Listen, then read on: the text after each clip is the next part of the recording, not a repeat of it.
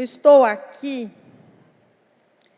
na tentativa de fazer vigorar o desejo de teatro e o desejo de psicanálise. Então, como esse congresso é sobre teatro e literatura, gostaria de dizer que, sem o texto literário, o teatro não existe. O teatro implica ator, diretor e dramaturgo. Noutras palavras, a relação entre o teatro e a literatura é estabelecida pelo texto, que confere ao teatro uma dimensão temporal e espacial transcendente. Graças ao texto, o teatro transcende o tempo e o espaço da cena. Como diz Bloom, Harold Bloom, o maior especialista em Shakespeare, nós fomos inventados por Shakespeare. Algumas poucas linhas, e Shakespeare diz o essencial sobre o amor, por exemplo. Antes de dizer adeus a Ofélia, Hamlet envia a ela o seguinte poema: duvida de que os astros sejam chamas, duvida de que o sol gira, duvida da própria verdade, mas não duvida de que eu te amo. 4 versos para dizer que o amor não suporta a dúvida, como é patente na história de Eros e Psique, que vocês conhecem. Eros é um amante que se quer velado, não quer ser visto. Temendo que o amante seja um monstro, Psique ilumina o seu rosto à noite, enquanto ele dorme. Mas ela deixa cair uma gota de água quente no ombro dele. Eros acorda, assustado, e vai embora. Para recuperá-lo, Psique atravessa um inferno, porque o amor não suporta a dúvida. Também sobre a vida e a morte, Shakespeare diz o essencial em poucas linhas. Assim, no diálogo de Hamlet com a mãe, para fazer Hamlet aceitar a morte do pai assassinado, a mãe diz: tudo que vive, meu filho, deve morrer, ser levado para a natureza, pela natureza para a eternidade. Palavras sábias.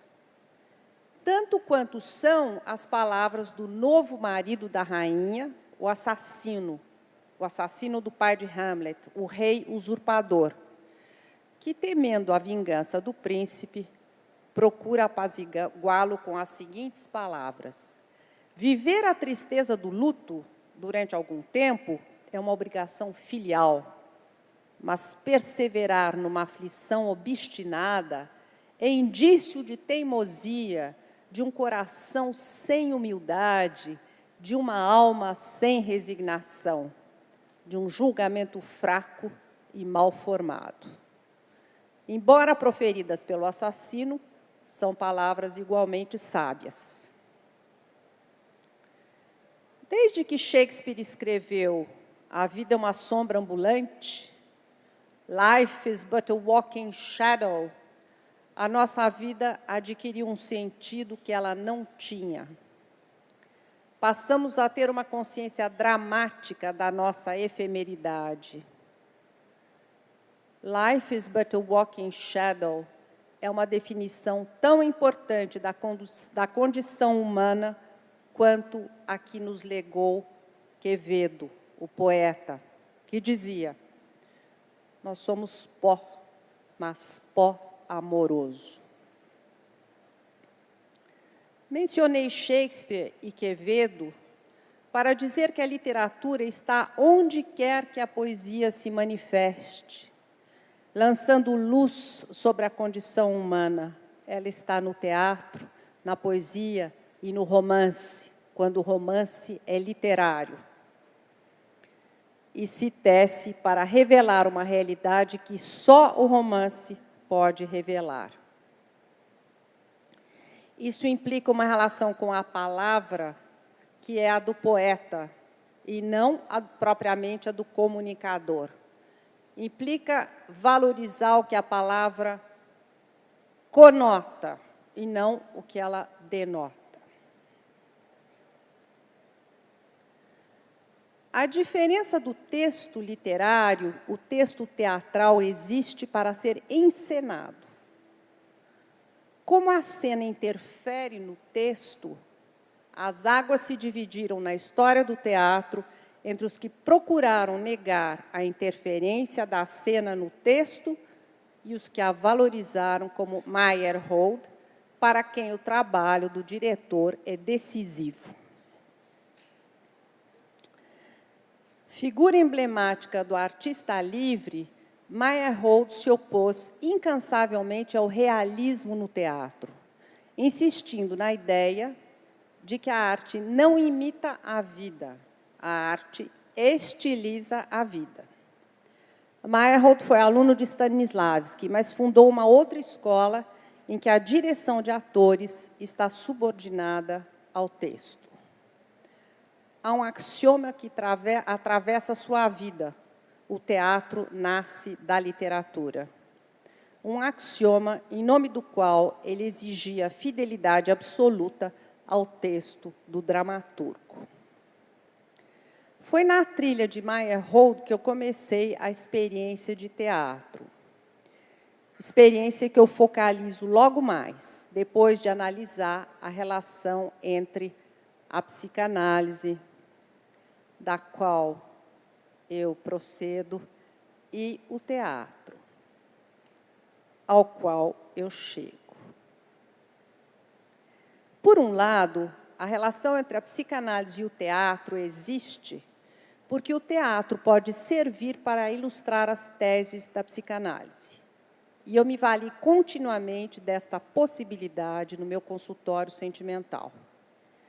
Assim, por exemplo, numa das colunas da Veja, onde eu escrevi durante 5 anos, veja.com, uma coluna em que se tratava do ciúme, eu explico ao consulente que a relação amorosa dele não é possível.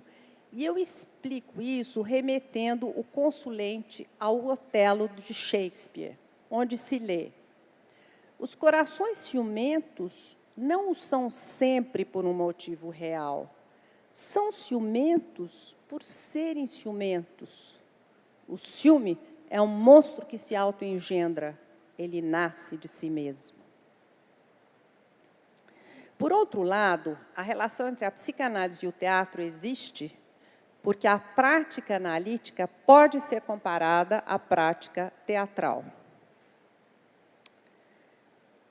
Hamlet, por exemplo, serve perfeitamente para ilustrar a relação do sujeito com os ancestrais. Eu acredito mesmo que ele seja insuperável na literatura ocidental por isso. Segundo Bloom, só Quixote e Sancho Panza se aproximaram da carreira literária de Hamlet, que transcende a peça tanto pelo carisma quanto pelo ceticismo. Tudo na peça de Shakespeare depende da resposta de Hamlet, ou seja, do príncipe, ao espectro do rei, seu pai, que entra em cena pedindo ao filho que o vingue. Vinga o teu pai de um assassinato horrível e monstruoso. Disseram a você que, enquanto eu dormia no meu jardim, uma serpente me picou. Mas saiba, nobre jovem, a serpente que mordeu e matou o rei teu pai, hoje usa a sua coroa. O príncipe, cuja liberdade intelectual é impressionante, sabe que ele não é feito para cumprir o mandato paterno, não é feito para satisfazer a exigência da vingança, que o coloca numa situação impossível situação em torno da qual a peça inteira gira. Hamlet vai ou não responder ao desejo do espectro? Vai ou não ser objeto do desejo do outro? Objeto do desejo do outro ou sujeito do próprio desejo? Apesar da sua grande independência, Hamlet não consegue escapar ao espectro. Mata e morre por ter sido objeto do desejo do pai. Nessa tragédia, nós nos espelhamos, porque a questão de Hamlet é a questão do sujeito, ela é a nossa questão. Quem não se viu às voltas com a impossibilidade de dizer sim ao pai ou à mãe? Ou com a impossibilidade, o medo de dizer não? Quem não viveu este conflito? Todos nós vivemos. Digo sim ou digo não? Todos nós somos Hamlet. Não foi por acaso que Shakespeare trabalhou durante mais de 10 anos nessa peça. A primeira versão é de 1558 e supostamente se chamava A Vingança de Hamlet. A última versão é de 1600, data em que Shakespeare provavelmente fez o papel do espectro. Supostamente ele nunca parou de escrever a peça, que é o seu grande legado. O teatro é um manancial inesgotável para o psicanalista, cuja prática pode ser comparada à prática teatral. Gostaria de dar um exemplo da minha própria análise com Lacan. Mais de uma vez, eu falei da falta que o Brasil me fazia. Um dia, ele deu grande importância ao fato, comentando teatralmente. Foi uma grande largada, como se você fosse descobrir a América. Falou e suspendeu a sessão. Ele se valia da teatralidade como recurso analítico, porque ele sabia que o chamado setting analítico é um teatro e o analista é um ator que finge não ser. Digo isso porque o analista aceita ser quem o analisando imagina que ele é. O pai, a mãe, o irmão, o filho. No seu silêncio, sem se transfigurar, o analista faz de conta que ele é a pessoa imaginada pelo analisando, levando assim o analisando a se tornar o autor da própria epopeia. A psicanálise e o teatro são parentes próximos, e por isso eu aceitei adaptar o meu consultório sentimental para a cena. Reinventei o livro Quem Ama Escuta, que reúne as colunas da Veja e foi editado pela Record. Reinventei com os atores do grupo Vozes. Eu parti do texto já escrito e me vali da interpretação dos atores para reescrever o texto tantas vezes quanto fosse preciso até chegar à versão final. Eu me vali, portanto, do recurso do analista, que é a escuta.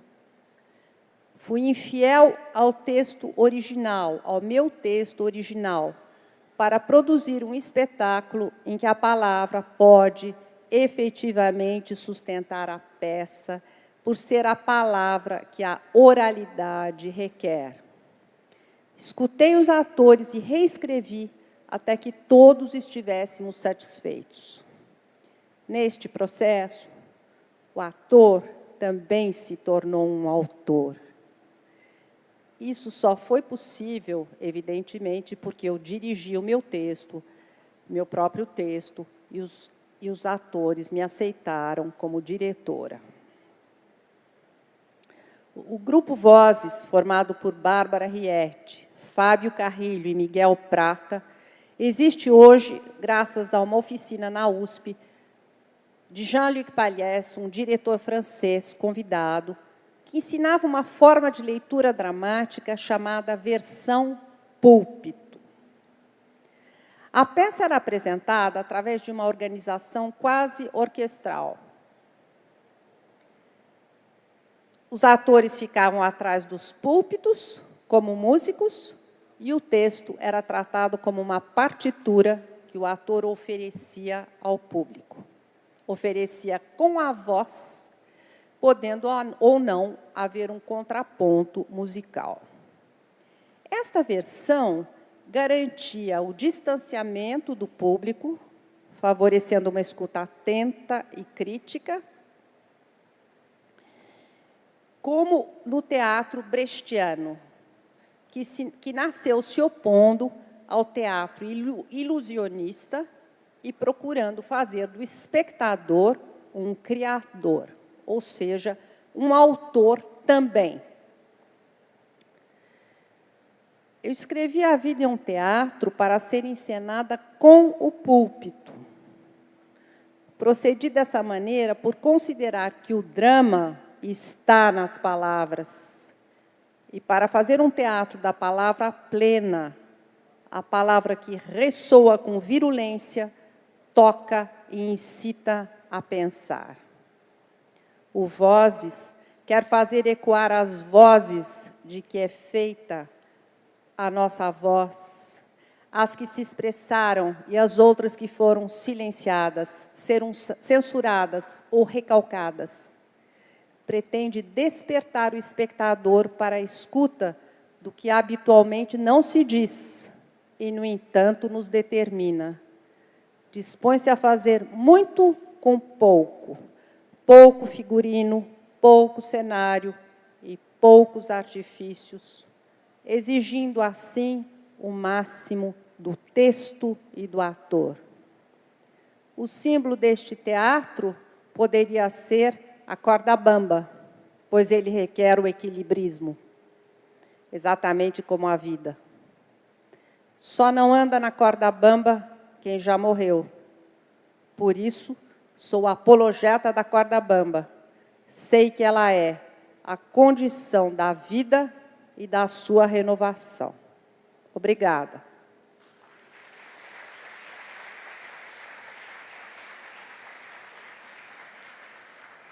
E agora, com vocês, o Vozes, peça dedicada a Nelson Rodrigues.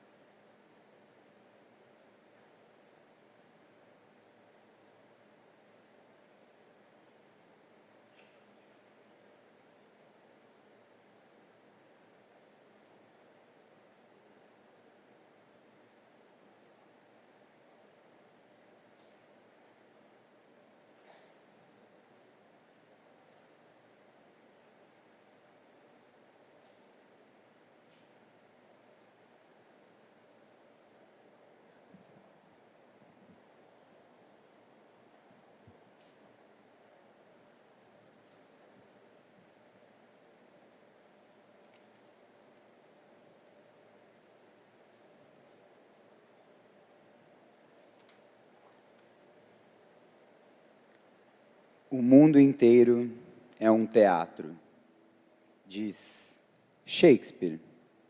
A vida é um teatro, é o título dessa peça, que apresenta a vida como ela é, dura e linda, como um diamante. Mas foi para apresentar a vida como ela não é, que essa peça foi escrita, para mostrar o que nós não ousamos. O teatro é o espaço sagrado da ousadia. Nós queremos o teatro para dizer o que não se diz sobre o drama da infidelidade, do ciúme e do preconceito. 3 atores em cena, no papel de 3 personagens: o consulente, o consultor e a voz. 3 atores em cena, diante de 3 púlpitos, para fazer o drama que está nas palavras ressoar.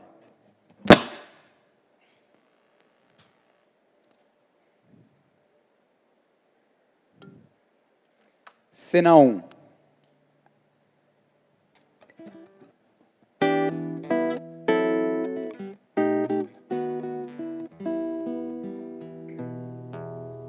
Ele quer ter amantes.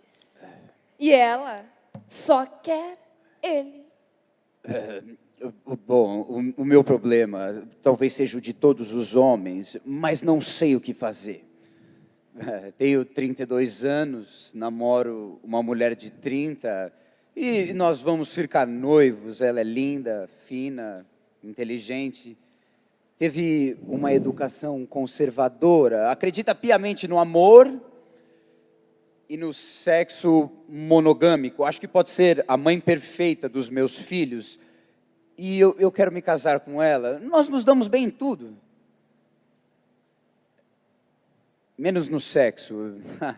Ela me deseja e me procura sempre. Eu é que não correspondo. Nós só transamos 2 vezes por semana, porque o meu desejo por outras é incontrolável. Me relaciono com várias mulheres. Nunca consegui ser fiel, mesmo estando totalmente apaixonado. Eu adoro o corpo feminino, amo a minha namorada. Agora, como conciliar esse amor com o meu desejo? Sim, porque falar disso para ela não é possível. Bom, nesse sentido, faz sentido eu me casar? Instinto ou racionalidade? Certos homens podem ser vítimas do desejo incontrolável de transar. Cumprem transando um mandato do superego. Goze! Goze, goze, goze, goze, goze, goze. Certos homens se deixam escravizar pelo gozo, imaginando que são senhores da própria conduta. Ora, desejo bom é aquele que a gente controla, que nós temos a liberdade de assumir ou não. Seja como for, meu caro, a fidelidade não pode ser obrigatória, tem que ser facultativa. Ninguém deve se forçar a ser fiel, inclusive porque daí já não está sendo. Como pode você se tornar noivo de uma mulher com quem não se dá sexualmente, alegando que ela será a mãe perfeita dos seus filhos? Olha, ainda que você fosse o futuro rei da Inglaterra, isso não se justificaria. Será que ele não se dá conta? Ou será que ele não dá conta? O meu problema talvez seja o de todos os homens. Sou macho, sim, senhor. Só quero o gozo, não estou interessado no amor. O amor só para maricas. E ela, a noivinha, a mãe perfeita, será que ela não percebe? Ou será que ela vai pôr os cornos nele? Ela só pensa em namorar. Ela só pensa em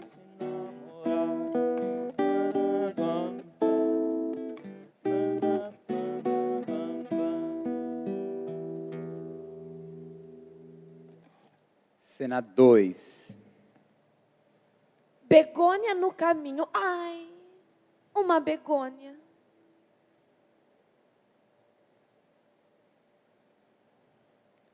Tenho 27 anos e me relaciono a dois com um homem de 35. Ele, um grande amante. Só que ele é viciado em sexo. Vê uma begônia e já pensa naquilo. Me liga no meio da noite para transar. Por teléfono, menina. Meu bem, meu mal, te quero, precisa ser já. O quê? Precisa ser já. É como se não bastasse. Ele tem relações com outros homens. Mas o que eu faço? O seu amante perde a liberdade diante de uma simples begônia. Ele é forçado a transar sexo obrigatório. Nada pode ser pior. Você só continua nessa porque ele é um grande amante, Sim. Por não resistir ao tesão? Você é o espelho dele. Begônio e begônia, dois que preferem a submissão à liberdade. Olha, não se trata de sair em praça pública com uma faixa, abaixo o gozo. Agora, para ser livre é preciso saber dizer não ao outro e a si mesmo. Ninguém nasce sabendo, mas é possível aprender. Vivendo e aprendendo. Uma pedra no caminho é uma pedra. É uma pedra, mas... Agora, como é que pode uma begônia se tornar uma pedra no caminho? E ainda se fosse só a begônia, mas não. Tem a grimônia, a seridônia e toda a fauna para o amante recomeçar. Meu bem, meu mal, meu bem, meu mal, meu bem, meu mal tem que ser já.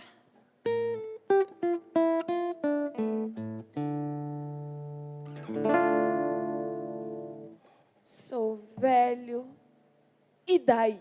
Cena 3.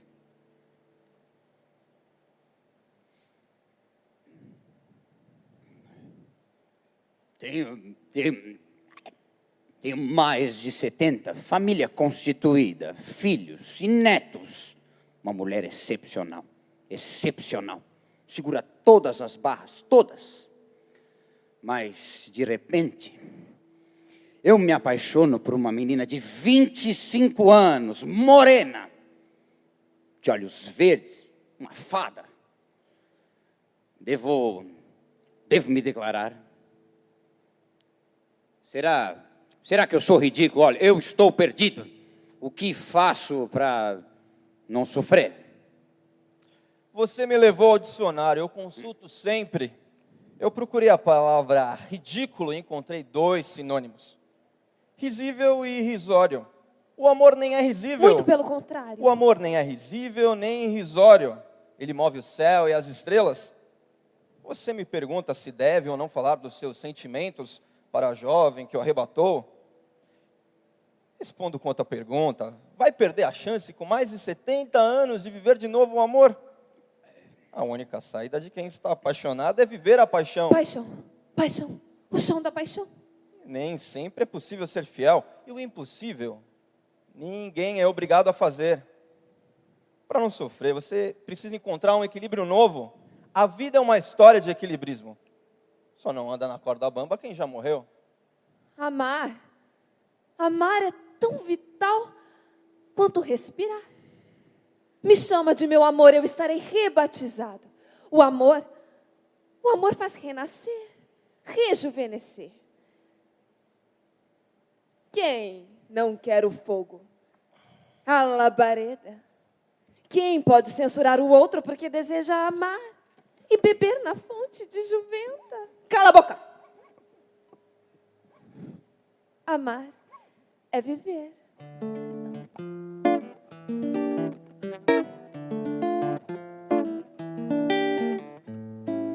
Bem que velho te reclamo, bem que velho te desejo, quero e chamo. Bem que velho te reclamo. Vem, vem, vem, vem.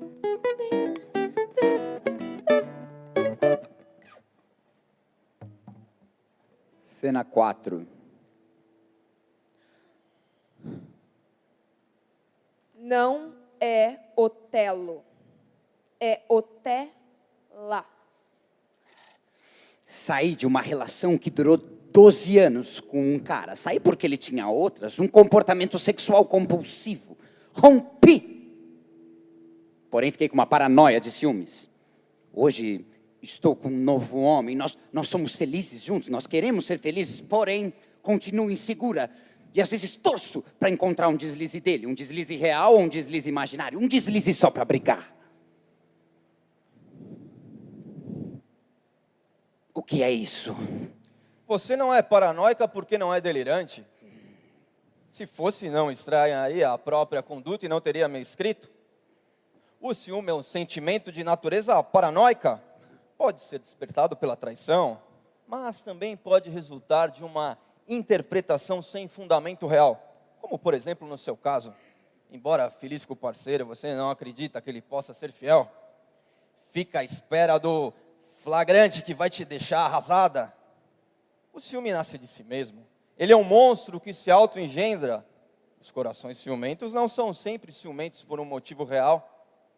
São ciumentos por serem ciumentos. Quer ser feliz, mas também quer o deslize.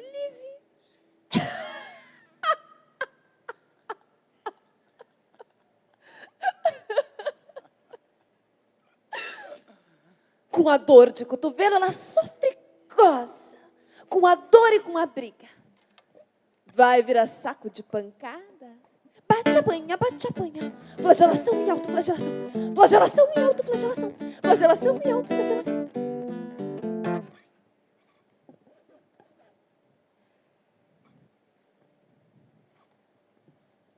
Cena 5.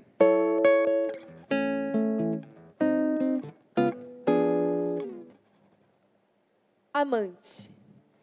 Ter ou não ter?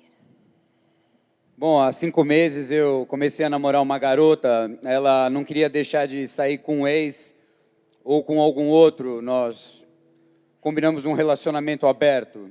Topei. Por gostar dela, né? E para experimentar. Só que não me dei bem e terminei.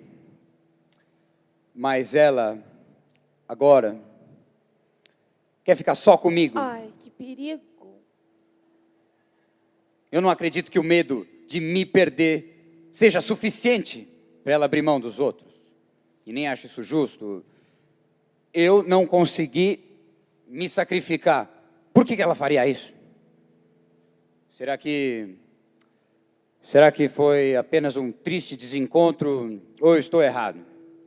Você está certo, se não gostou do relacionamento aberto, não tem por que continuar. Só mesmo se fosse masoquista. Não. Se não acreditou na possibilidade da namorada ser fiel, é porque intuiu que ela não tem vocação para isso. Ela até pode ficar somente com você, ok? Porém, não ficará feliz. É verdade que o amor pode mudar uma pessoa. E ela talvez tenha mudado.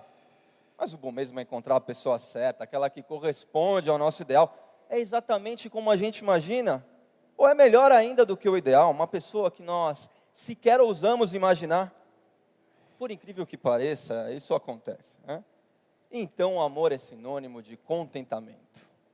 Relacionamento aberto ou fechado? O que isso tem a ver com amor? Mas o que é o amor?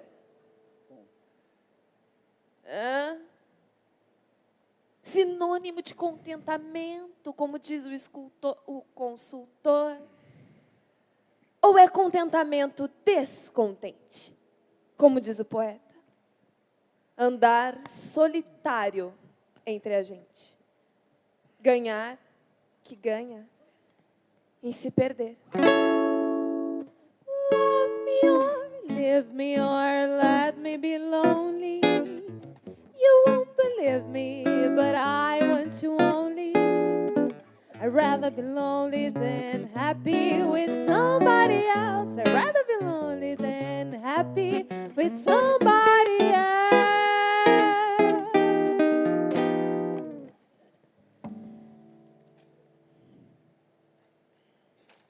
Cena 6. Para. Não é cena 6. Agora sou eu. O que é que eu estou fazendo aqui? Por que a dramaturga me pôs em cena? Para eu dizer que o amor é só para maricas, que o amor é um contentamento descontente, que ele é e não é, o amor é e não é. Meu bem, meu mal. E o amante, palavreia, palavreia. Juro que te amo. Sem você eu não existo. Nunca te esquecerei. O amante diz para ser escutado. E eu também. Eu, que clamo e chamo. Onde está você? E que se autodescondes, doutor Freud, Sigmund? Você, que soube me escutar e me nomear. E ela, a dramaturga, me chama de voz. Por que não voz do inconsciente? Por que ela não dá nome aos bois? Há mais de um século que eu existo. Sigmund. Freud sabia que todos fariam de conta que eu não existo. Disse até que eu sou uma ferida. Eu, o inconsciente. Uma ferida narcísica. Porque ninguém, nenhum de vocês suporta não ser dono de si. Não tenho posição política ou social. Não tenho, não. Não tenho mesmo. Mas eu odeio quem não me escuta. Odeio quem não se escuta. Odeio quem me censura por livre e não espontânea vontade. Cuidado ao matar os demônios dentro de você. Você pode estar matando a sua melhor parte. Nietzsche falou, e eu assino embaixo, eu só não digo mais. Cena 6. Só não digo mais, porque o homem do relógio está aí. Voz do inconsciente, ora, era só o que me faltava. Quem é você? Freud? Não sou Freud, mas eu sei o que ele disse, eu estudei. E o que foi que ele disse? Que o inconsciente não tem voz, se manifesta de outra maneira. Ah, é? Como então? Você nunca disse uma coisa quando pretendia dizer outra? Nunca cometeu um lapso? Já, mais de um. Então, e lapso todo mundo faz, daí como se não fosse nada, a pessoa disfarça e diz, me escapou. Não foi por acaso que Freud comparou o inconsciente a uma ferida narcísica? Mas diga, por que você quer ser a voz do inconsciente? Quer falar de algum problema seu? Não, isso não. Eu sou o consulente, ela é a voz. E onde já se viu sair assim do papel, num palco pisado por Maria Bethânia? E o que a dramaturga pretende com isso? Ela quer fazer do ator um autor? Eu, sinceramente, preferia que ela me desse a palavra de novo. Cena 6. Obrigado.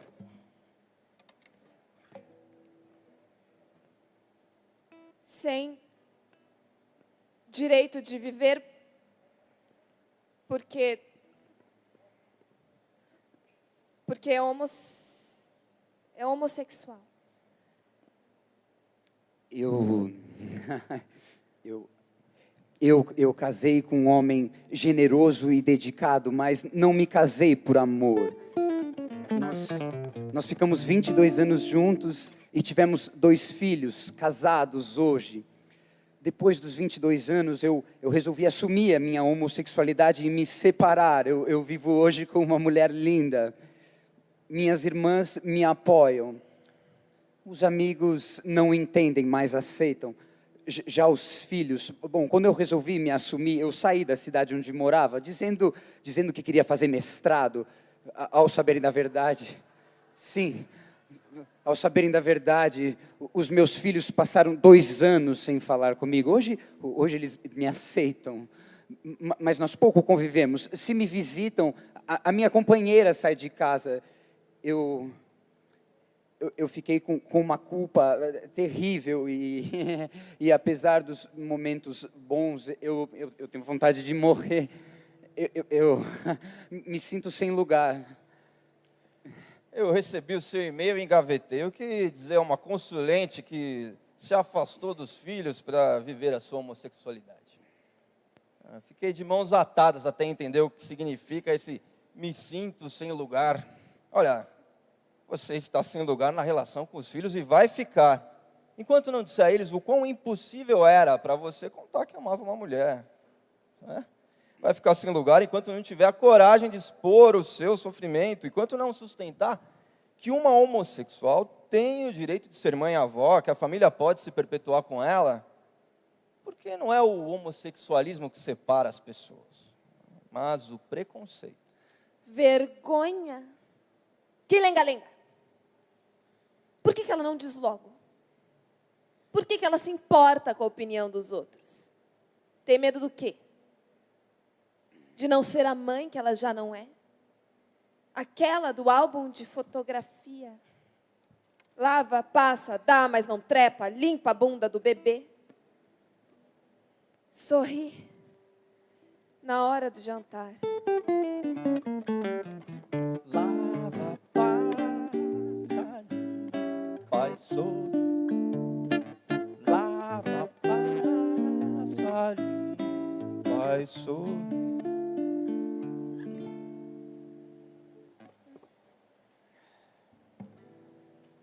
Cena 7.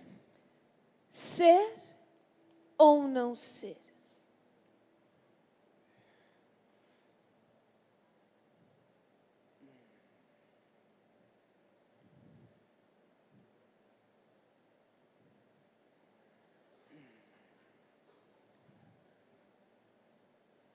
Sempre soube que sou gay. Nunca aceitei isso. Eu lutava contra mim mesmo. Só agora, aos 31 anos de idade, eu descobri que nessa luta não há vencedor. Eu já saí com rapazes. Mas quando podia virar namoro, eu caía fora. Eu cheguei ao absurdo de ir a um puteiro para me convencer de que não era gay. Fui para o exterior, tentando fugir de mim mesmo. Depois, eu comprei um apartamento para ser independente da minha mãe, católica.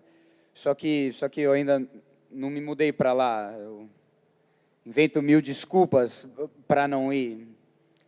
Eu vivo somatizando. Eu tenho dores de cabeça. Parece que um outro eu quer sair de dentro de mim.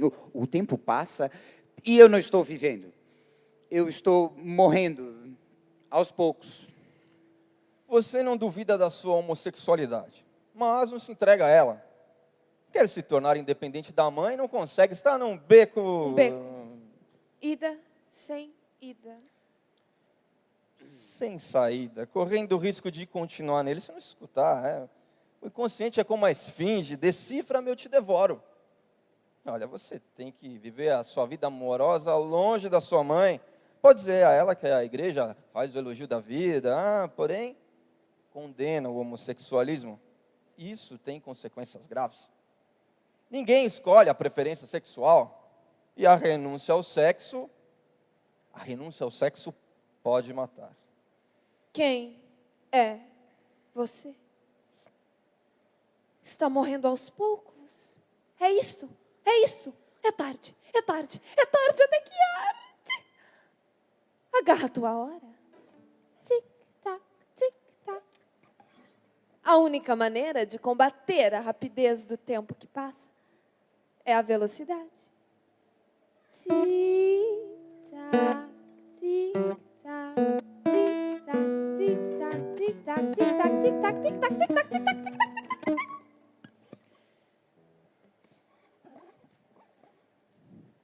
Cena 8.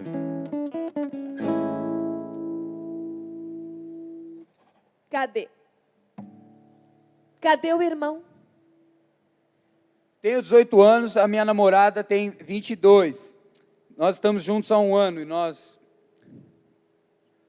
temos problemas sexuais. Ou melhor, sempre foi apegada ao irmão mais velho, que de uma hora para outra sumiu.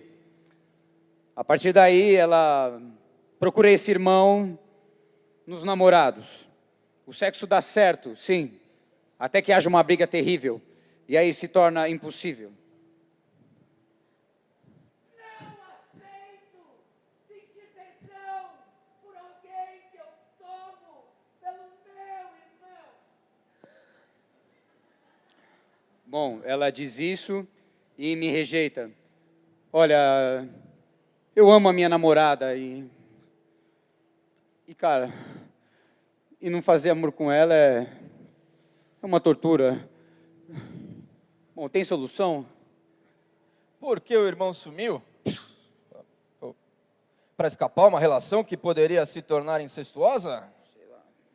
O incesto é inaceitável. Mas a fantasia de incesto não é. O fato da sua namorada te confundir com o irmão não é um problema.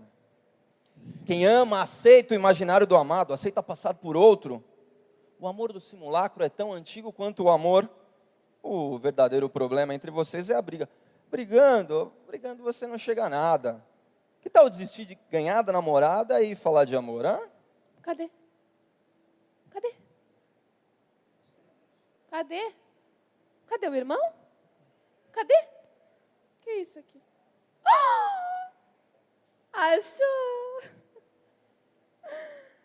Por quê? De novo. Por que ela não aceita a fantasia? Imaginar não é proibido. Imaginar não é pecado, nem proibido e nem pecado, sobretudo do lado de baixo do Equador. Não existe pecado do lado de baixo do Equador. Vamos fazer um pecado rasgado, suado a todo vapor.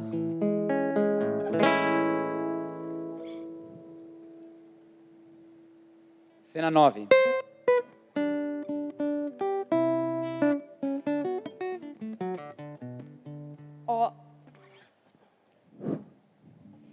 Órfão de pai. Não. Volta. Órfão de pau.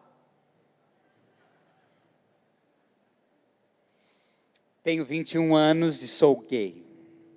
Me aceito, embora eu tenha sido criado no ambiente cristão.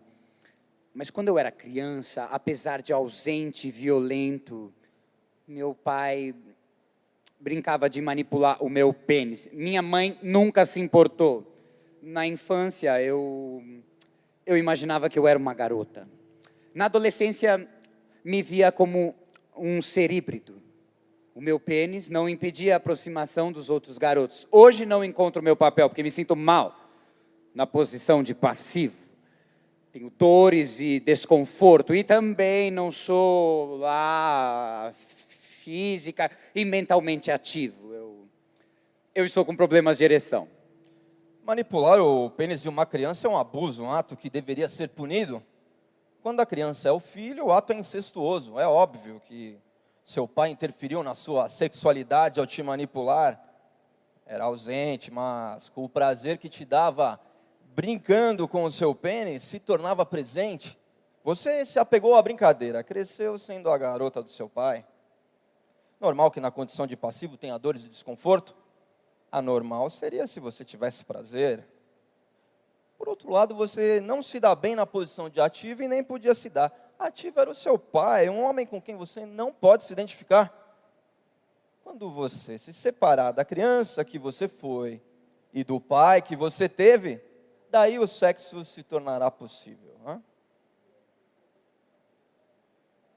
O seu pai é o seu pau. Não, volta. O seu pau é o seu pai. Não, volta. O seu pai é o seu pai e o seu pau é o seu pau. 3 opções. Opção 1. Vai esquecer o pênis que foi do seu pai? Opção 2. Vai ficar com um amante que é um pai? Opção 3. Vai virar um monge budista. Você não é órfão de mãe e nem de pai, é órfão de pau. Libertas com esse certamen. Liberta-te do pênis que te atormenta e conquista o falo. O pau. É do pau que ele jorra. O esperma, a vida e a alegria. Salve o lindo pendão da esperança. Salve o símbolo augusto do pau da paz.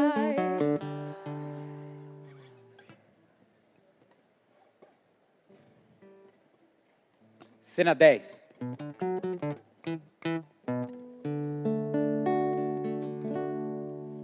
Bibelô.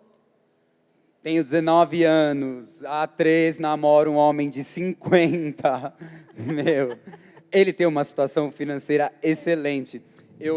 Minha família gosta muito, eu moro na casa que ele fez para mim. Só que eu quase não o vejo, ele é casado. E respeitar muito a família e a mulher, que também tem 50 anos. Mas nunca vai abrir mão de mim. Me trata bem, me dá tudo o que eu peço. Assim como um pai, só que eu quero me casar e ter filhos, ele não pode me corresponder.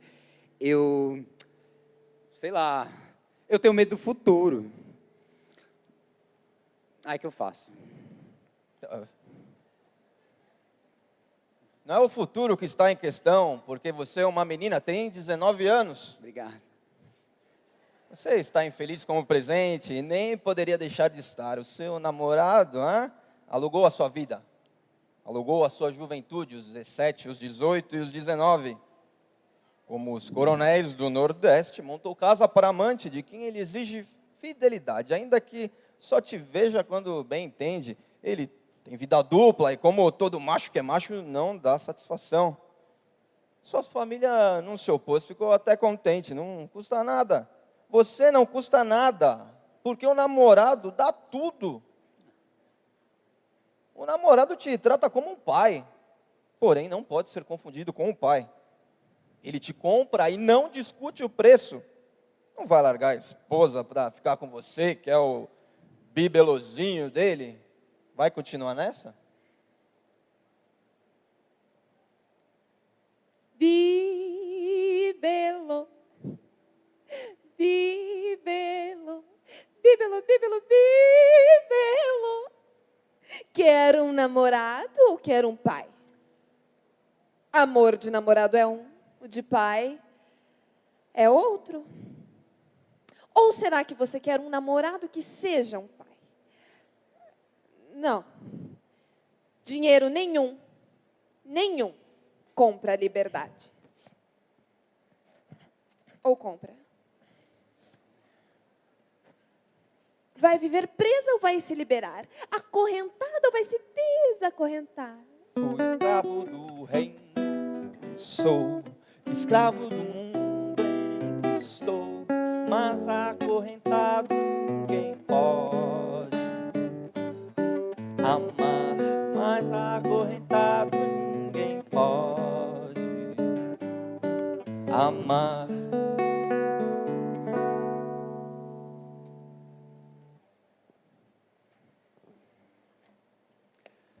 Última cena.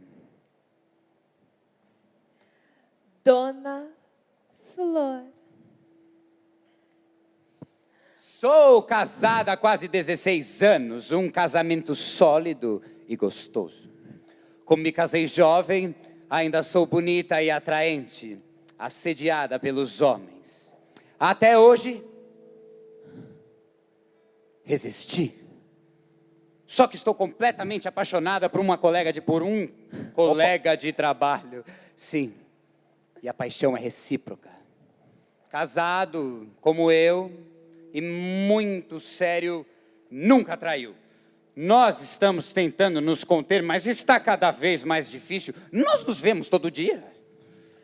Uma vontade enlouquecedora de transar. Noite da testa negra. Me dá o meu Romeu. E quando ele estiver morto, corta-o em estrelinhas. Assim, A face do céu será tão esplêndida, mas tão esplêndida, que o universo inteiro deixará de cultuar o sol. Diante do amado, o amante não sabe da sombra, vê as cores e a luz. Com isso, ele se alegra continuamente. Agora, o futuro do amor é incerto, mas o futuro do casamento também é incerto. E a paz você já perdeu.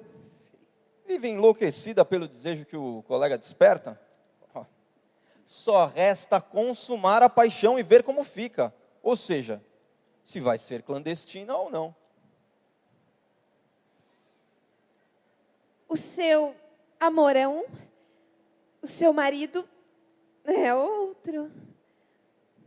Por que não fica em paz com os dois? Por que tem que ser um ou o outro? Que tal ser simplesmente fiel a você mesma? Aceita. Aceita que você é a Dona Flor. Your love is one, your husband's other. You should be in peace with both. Why has to be one or another? Your love is one, your husband's other.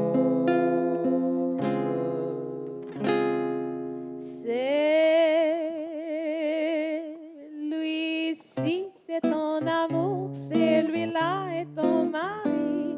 Pourquoi ne pas garder les deux? Pourquoi faut-il que ce soit l'un ou l'autre? Celui-là est ton mari, celui-ci est ton amour. Celui-là est ton mari, celui-ci est ton amour.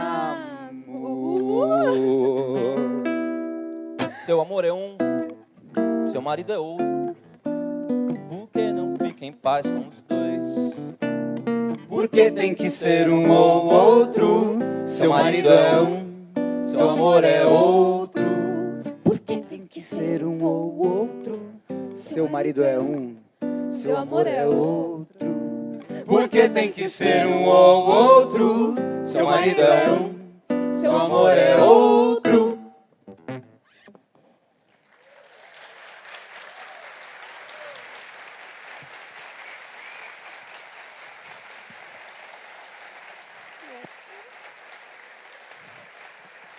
Muito obrigado.